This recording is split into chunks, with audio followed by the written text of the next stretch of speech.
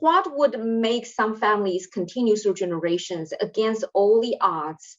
And how did they actually continue with clear records and ongoing traditions that define them as a family?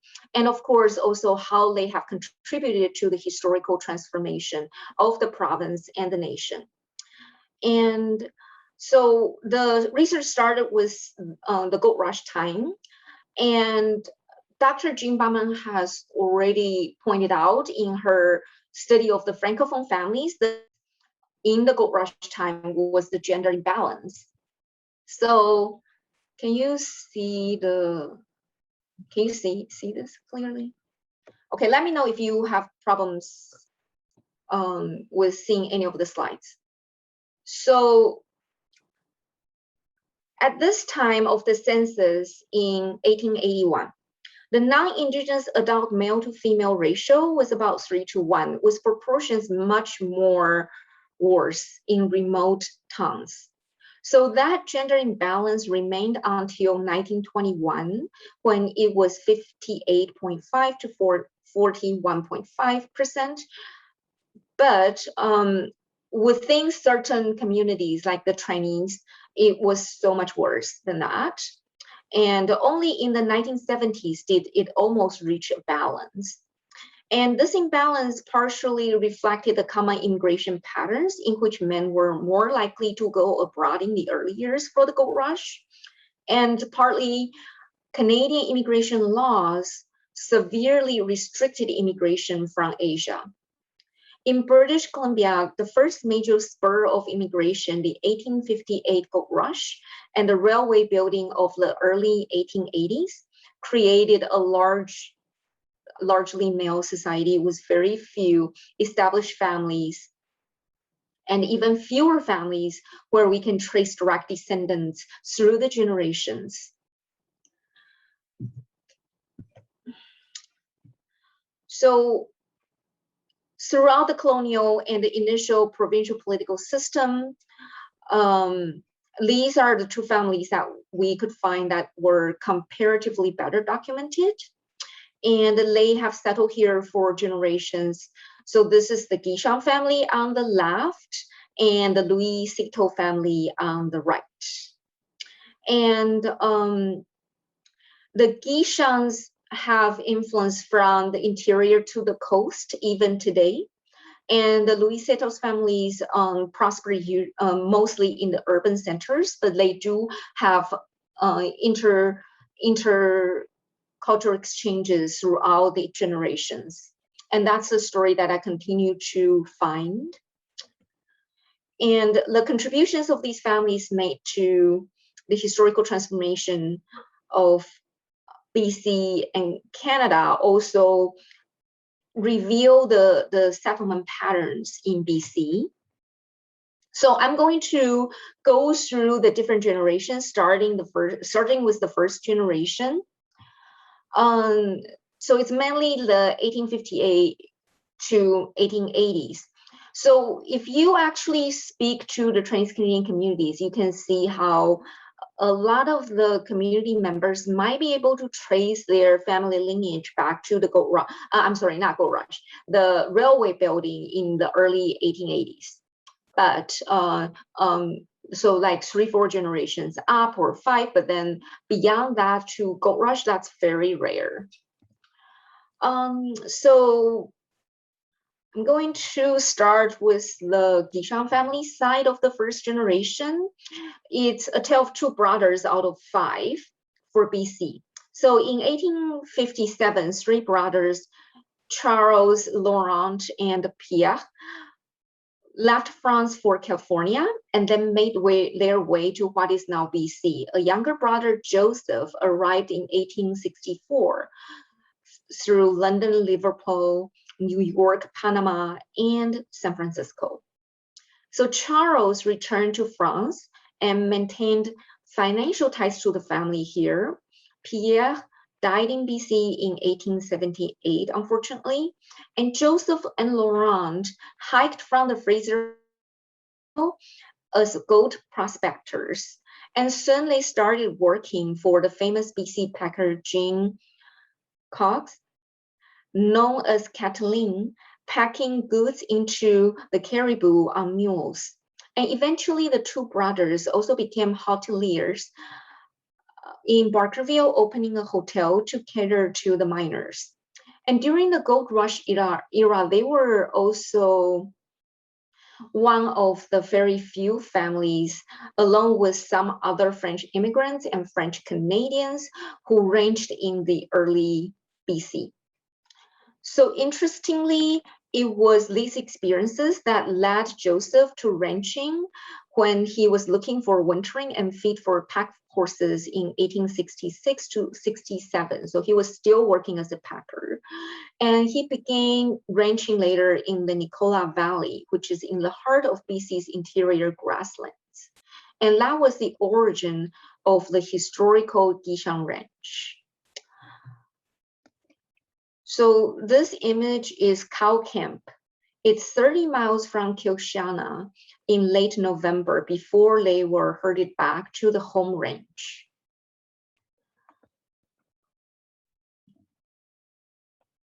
So in 1878, the same year as Joseph Laurent Pierre Guichon moved to the south of Mamit Lake, Joseph married Josephine Ray, the youngest of the French Savoie-born Ray daughters.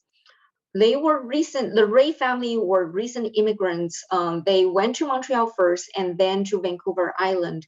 They were married in Keating Cross on Vancouver Island. And just to show how rare female companions can be found, Laurent found his wife in the sister of Josephine Ray's sister, which is Peron Ray. So these are the four of them, two brothers marrying two sisters. And as the ranch grew, Laurent and Joseph's marriage, according to the family, strengthened the family ties. And according to Dr. Jean Barman, also, this marriage ensured their respectability in the emerging dominant society. So Joseph's eldest son, Lawrence, described Joseph here on the right as an optimist and a lover of BC and Canada, and very much a Frenchman, which meant, according to the grandson, that they were French speaking and get to know each other really well as a couple with his wife. So in his time, Joseph witnessed the transition of BC into a Canadian province and persisted through the ups and downs of the family range. He also opened and ran the Kilshana Hotel, which will later become a historical landmark in the Nicola Valley from 1908 to 1919. And Joseph Guichon formally retired from ranching in 1918 and divided the shares of the company, including all his properties, per the French custom. So all his three sons and four daughters were receiving the shares equally. The constant growth of the company in the 1870s made it possible for them to supply food for the crews building the Canadian Pacific Railway in BC in 1880 to 1885, and connecting to the family to the historical event. So after the early years of ranching in the interior, the other gold rush pioneer in the family, Laurent Guichon, upon his friend's urging, moved closer to his wife, buying land in the Fraser River Delta at the suggestion of William Latner. The family moved to New Westminster and later to Port Guichon, west of what is now Latner, BC. Laurent died in 1902, and his 9 children each received 150 acres of the land holdings. And he's remembered as the founder of the Port Guichon, where a lot of the descendants still live. And the former Lieutenant Governor Judith Guichon called this family branch Potato Guichons because they are quite famous for making continuing with the potato farming along the coast. So today, I think the Phillies farm is the largest out of the descendants range, not range, farm along the coast. Okay, so I'm going back to the first generation of the Chinese Canadian family. The historical background for that is in about 1865, a year after Joseph Guichon arrived in what we know as today BC. Seto Fa Ying arrived in Victoria from Hong Kong and San Francisco for the Fraser River Gold Rush. And very rare among his fellow countrymen, he established a family. And the story of the family's life during the early time still require a lot of further research, but we do know that he started Sam Key, which is a business that made and sold tents, sails, and Western-style clothing in Victoria. And after the first and second major waves of Chinese immigration to Canada, the gold rush of 1850s and 60s and railway building in the 1880s, the largest Canadian-born Chinese settlements grew in Victoria and Vancouver. At the time, the Chinese Canadian communities were largely male until well after the Second World War. The legacy of the discriminatory legislations actually lasted decades, right, even after it was lifted. And the families that managed to establish themselves in BC, they had to stay intimately connected, oftentimes through marriage, to continue. So at the time, the families were part of an extended, close-knit family network that were created by these kind of historical circumstances and connected Chinese families in Victoria, Vancouver, and the United States, especially the state of Washington. So basically, those families that are able to find wives and established families, they were very much in contact. And even today, the descendants can hardly find people that they are not connected with or know through family connections between the Lower Mainland, Victoria, and the Washington state. So in the third generations of the Setos and the second generation of the Louis, the family joined, and this history is chronicled from that family perspective.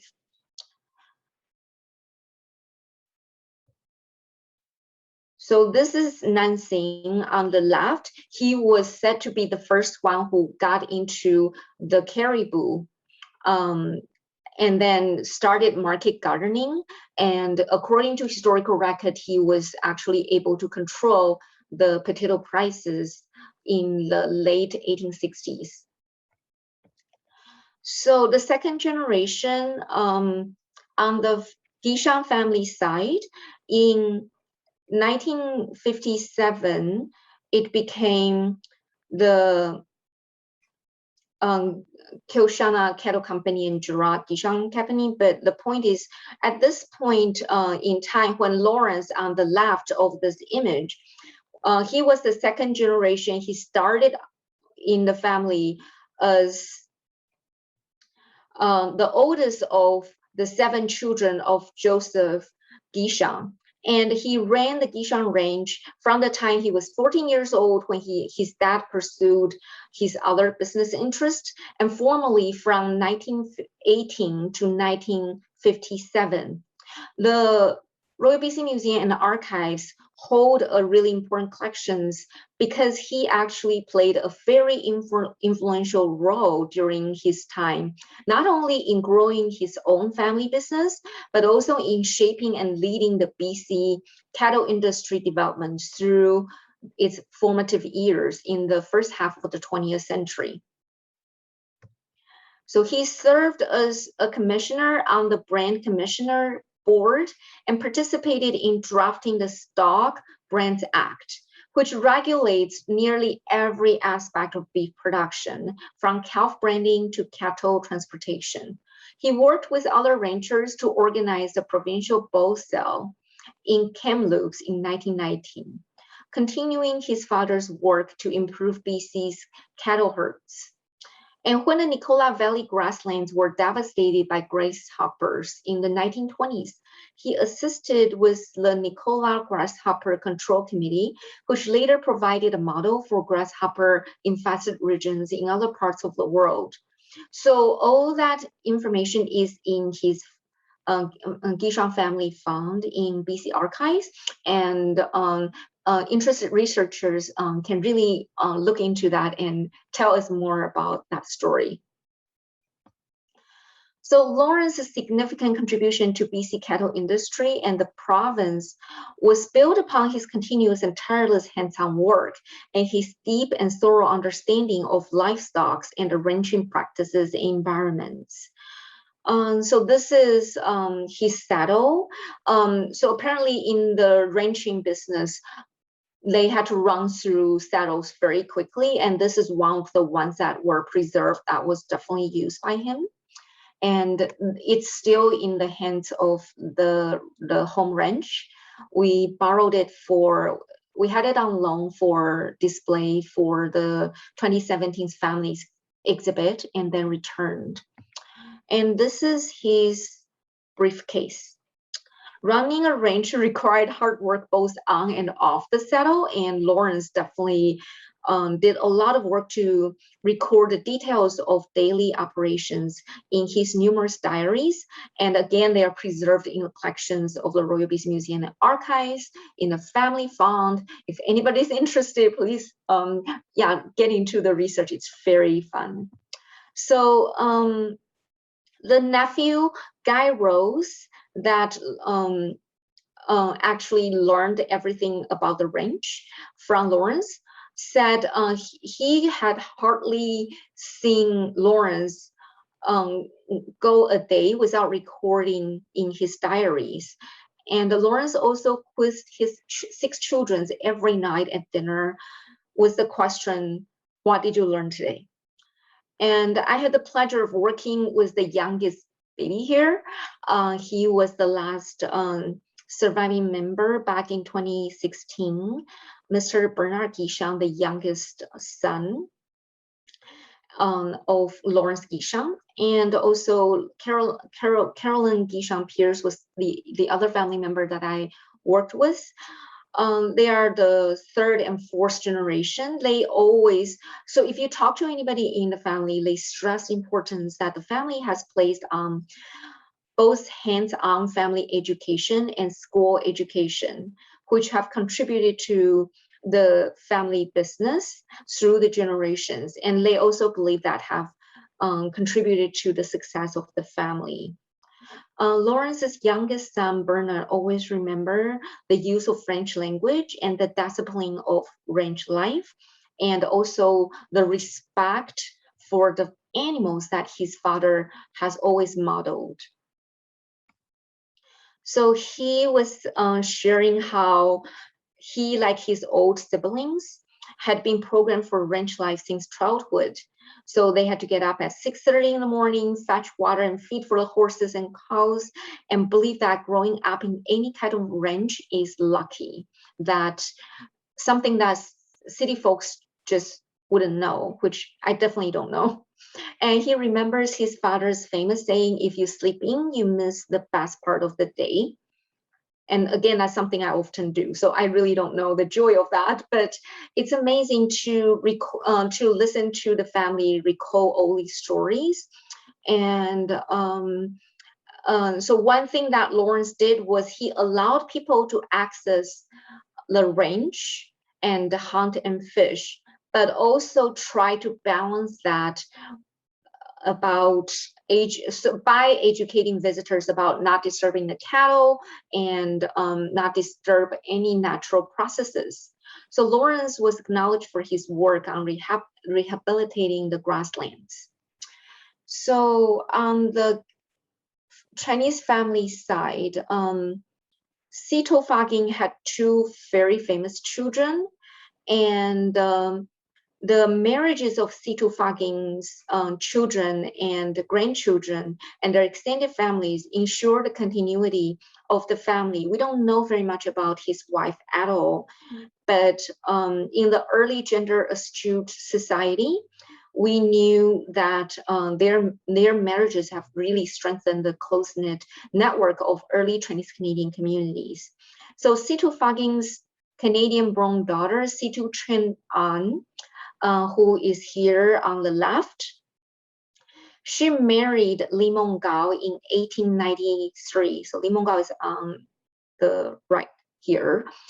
The person standing, he was an immigrant from Hong Kong who worked at the custom house, but also a really important Chinese Canadian community leader. So both the Seto and the Li families share the same tradition, which is a real emphasis on education. So they grew up really just having private educations. And Li Monggao emerged as a community leader when he helped found the Lei Kun issue, which is a free school for Chinese in Victoria's Chinatown in 1890. And later he was the first principal who helped founded the Victoria Chinese Public School.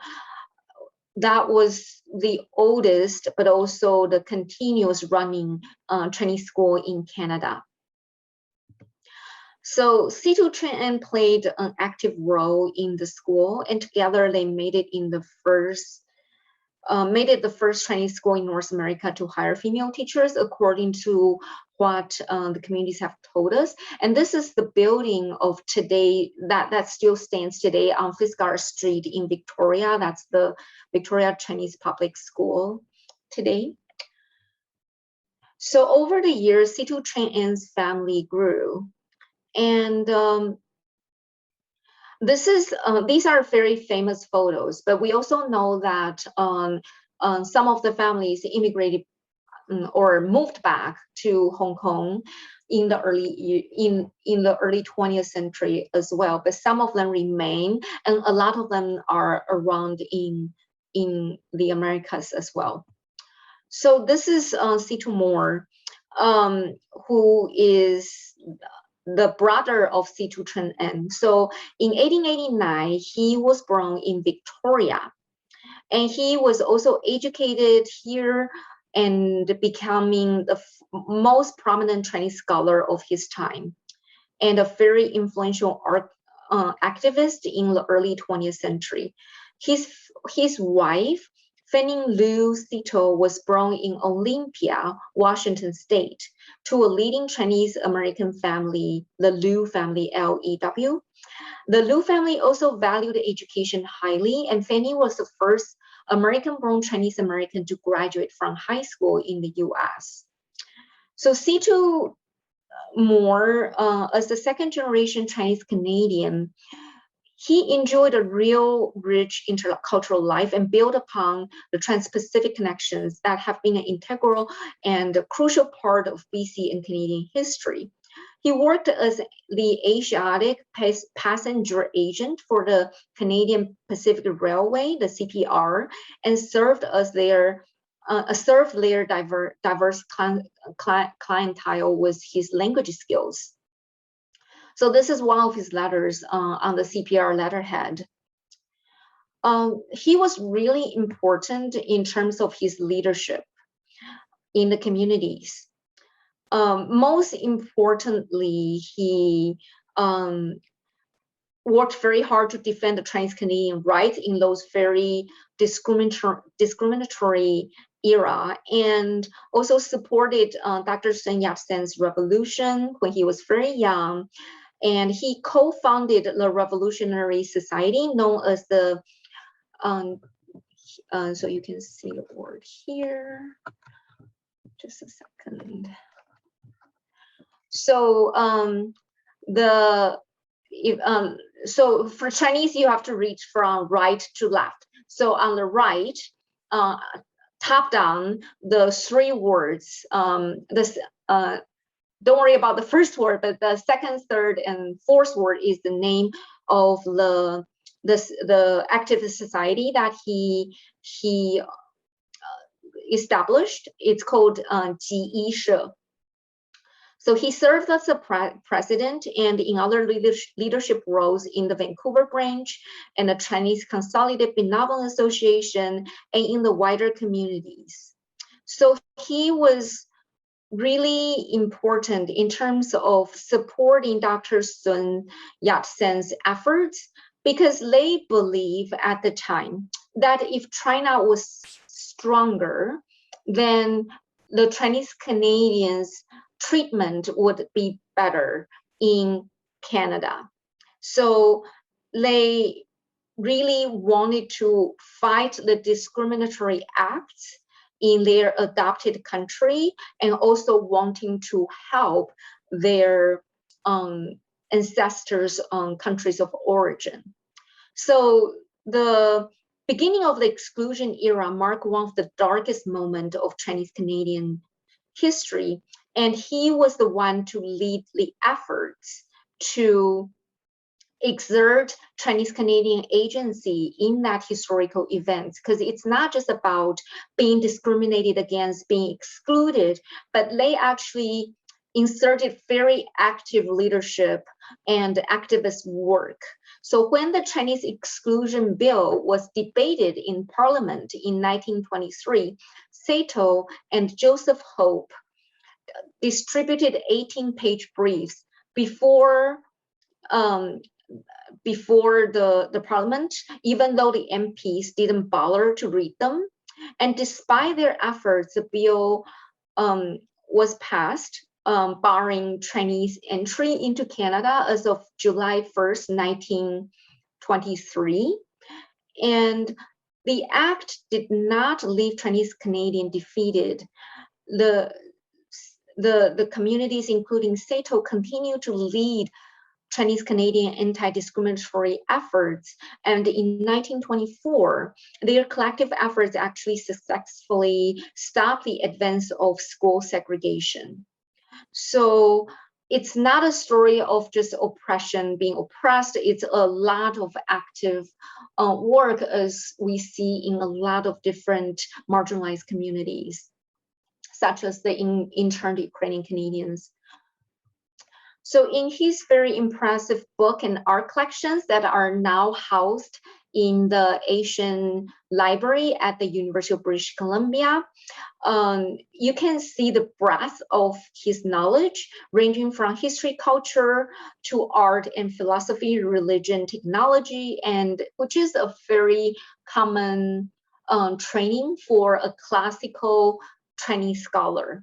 And his active role in Chinese artistic and literary circles there as well. So within these circles, there were prominent figures in modern Chinese history of the early 20th century. And this one piece of calligraphy was found in the book collection that was donated to the Asian Library at UBC. And this one, there are 2 points here, and they are about his celebration and the reflection and meditation in the forests and the coast of BC.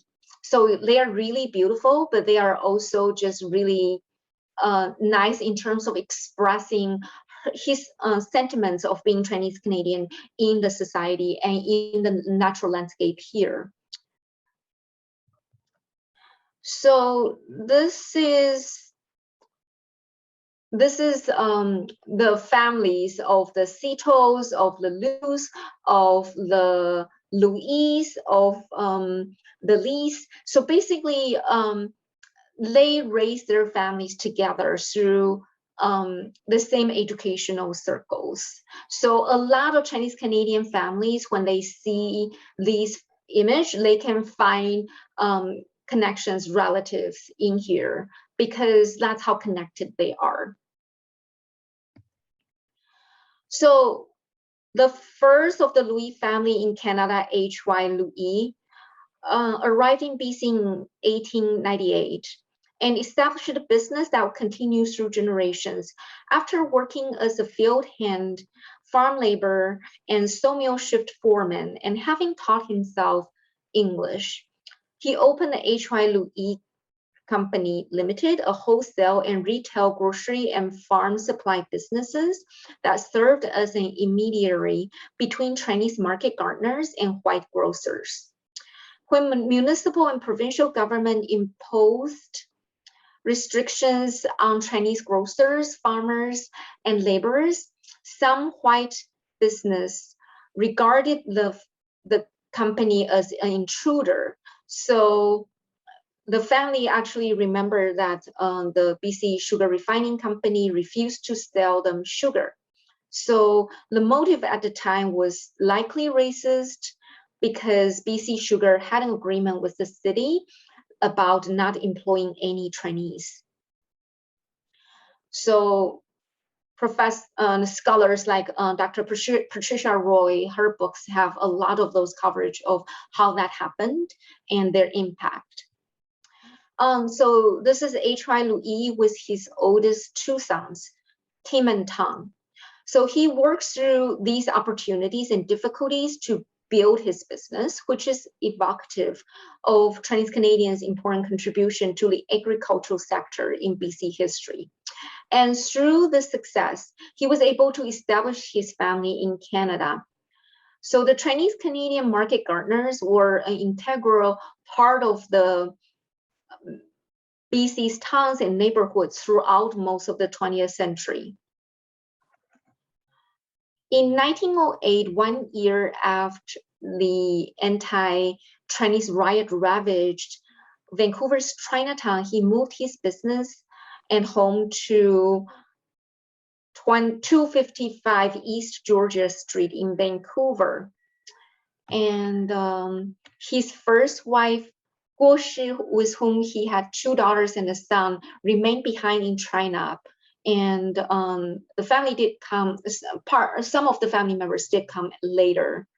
And likely other Chinese merchants of his time, he sent for a second wife in China in 1911. So Yang Shi arrived. Together they had 9 sons and 2 daughters. So this is the wife with the children in front of the store. This is the youngest 2 girls performing a Hollywood kissing when they were playing on the street. So as with the Guichon and the Seto families, the Louie family also placed a lot of importance in family education for the children, as illustrated in his letters to them. And this informed the continuation of the family business ethics through the generations.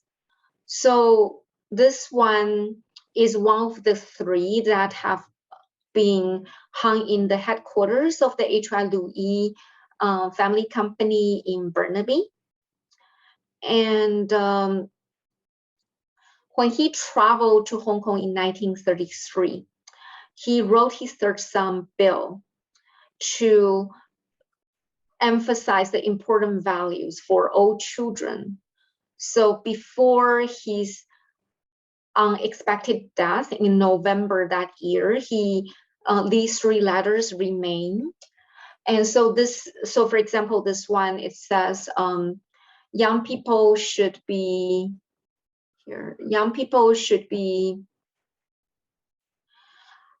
earnest always in your work, treat your customers with trust and loyalty, honor your mother, to your older brother show respect, to your younger brother and sisters offer them good advice, and that's what pursuit of happiness in life is about. When pursuing prosperity, you must follow the laws of heaven, and don't be afraid to be kind and charitable. So a lot of it are very much in line with the Confucius teaching in kind of the family order, and also how do you treat people around you. And so this is another one of those letters to the same 3rd son from the same year, 1934. So some of it says to be earnest, fair, and loyal in your dealing with customers here. So here. discuss things with your fellow workers, be amiable, show respect to your mother. So always this very much emphasis on the filial piety, but also the kind of principles in dealing with other members of the family and the customers. And this one is from July that year. So part of it says develop your own character as well as your work skills. Always remember to honor your parents, especially your mother, who has the task of bringing you up. By following all the wishes of your parents, you're honoring them. So like about 5 months after this letters, he suddenly passed away in Hong Kong and left his specie estate to his wife Yang Shi. When she died in 1948, her will stipulated that it be divided equally among the 11 children. And today, the principles and values and ethics in those letters apparently are still integral to the family business, according to the family and some of the workers. So after H.I. Louis' sudden death, his oldest children, Tim, Tang, and Bill, had to work together to support a large family, ensure the continuation of the family business, and also dealing with the harsh economic and political challenges in Canada. So here you can see this note that was left for the older one to actually act as a parent for younger siblings.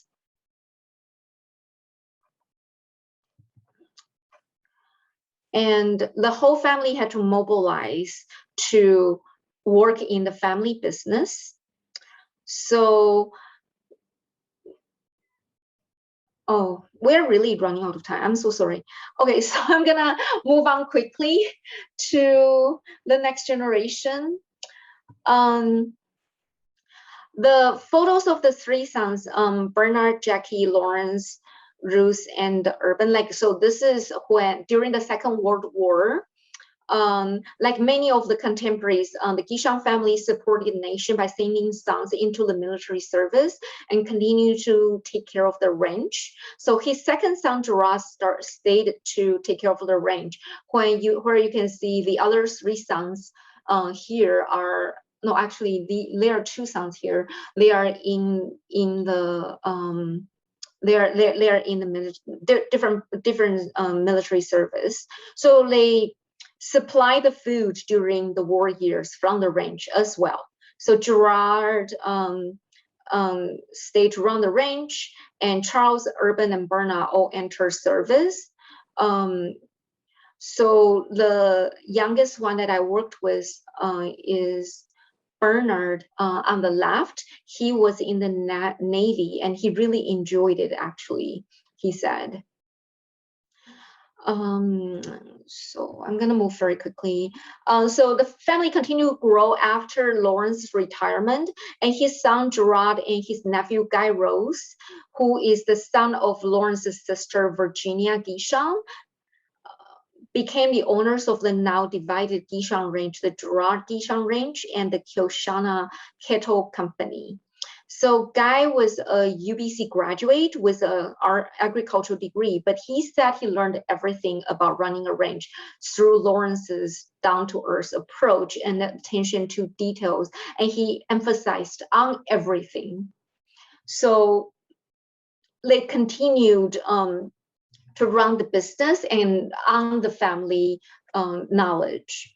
And the family ran Kyoshana Hotel, reopened by Guy and Hilda Rose in 1958.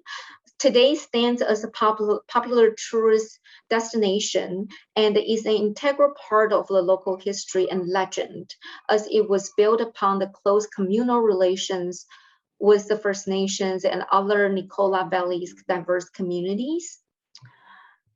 And the Second World War marked a major turning point for Chinese Canadian history. And the Louis brothers in the second generation worked really hard to be actively involved in, despite the government rejections. So one of them So almost all of them volunteered to serve in the military. Not all of them got in, but the second from left here is Guan Louie. He was fighting really hard to serve in the Royal Canadian Air Force, and eventually, ultimately became a flying officer in the Snowy Owl Squadron. And and then the Seto family side, they also had Wilfred Seto to be part of that, the military. And during the time when they were away at war and at training, this is a letter that was written by Guan to his beloved younger brother Willis, and it was 3 full pages of letters to talk about the same thing. Support the family, take care of yourself. Love everyone around you, things like that, and be diligent to your homework. And so it was very sad that Guan Louie actually died in a final mission in January 1945. And there's the lake in northern BC that was named after him. And his brother and cousin Ernie Louie and Wilfred Seto came back to become the first of the Chinese Canadians to receive the access to citizenship and voting rights, and the rights to enter professional fields for Chinese Canadian after 1947. So the family business at this time then went on to Tang Louie, who has been running it throughout the Second World War, and he expanded it beyond both H.Y. Louie's imagination. So the family built on the work of the previous generation, try to break the long-standing racial barriers. And so they were joined together. So on the left-hand side is Geraldine Seto.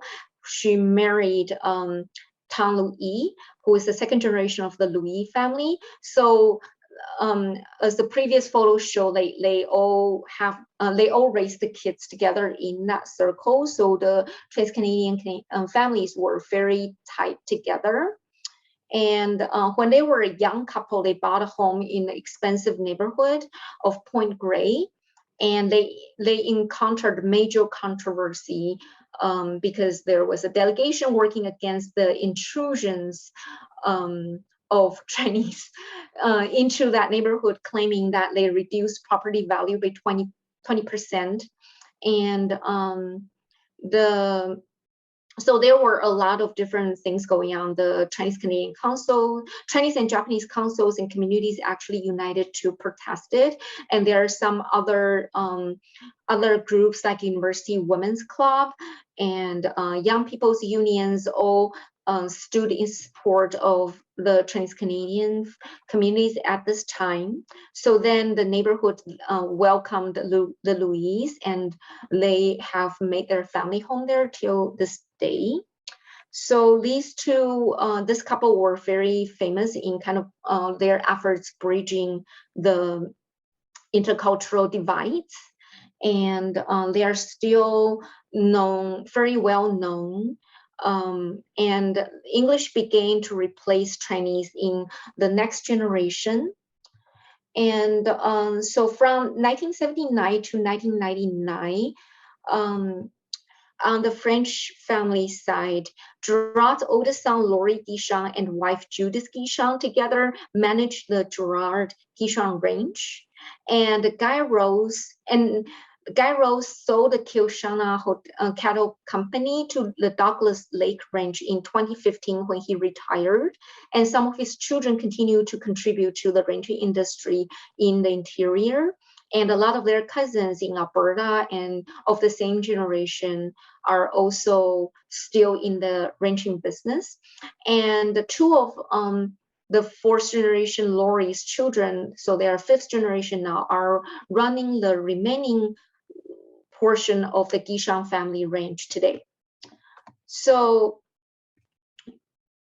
The land that has mostly remained in the hands of the same family has served as their anchor for identity formation.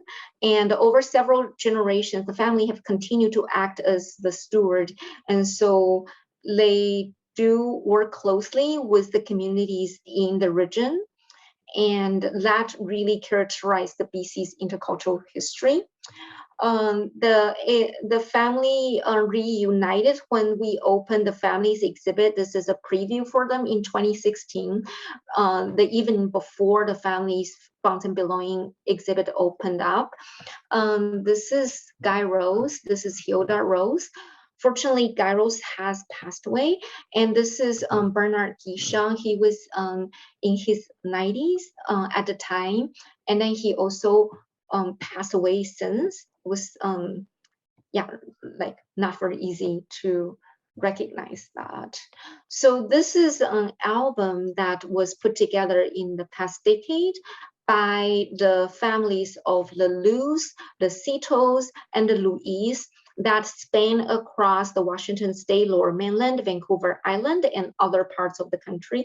So they basically, because they grew up together, they put this together and in an album that that actually document all of their growing up together.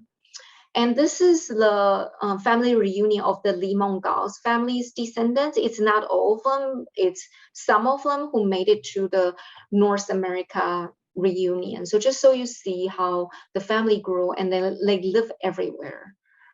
And this is again our 2017 families exhibit when the three children of the town, Louis and Gerardine Seto, came to visit. So I have a lot of thanks to give to, but that's the extent of, and I know Dr. Roy is here. Just want to express my thanks to everybody who worked with me on those different research parts in the exhibit. Thank you.